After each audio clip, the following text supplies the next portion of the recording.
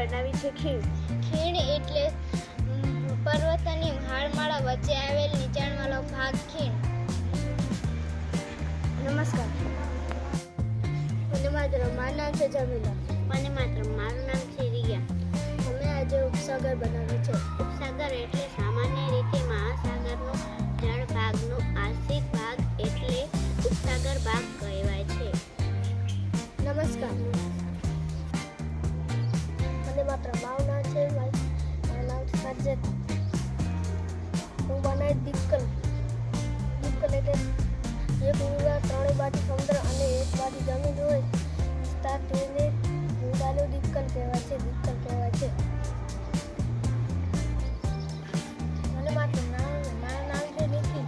મારું નામ છે મેસી સજે કિરણભાઈ. અમે બનાવ્યું છે ટાપુ. ટાપુ એટલે જે ભૂમિમાં ચારે બાજુથી જળ વિસ્તારથી ઘેરાયેલો હોય તેને ટાપુ કહેવાય છે. નમસ્તે. મારું નામ છે બેન.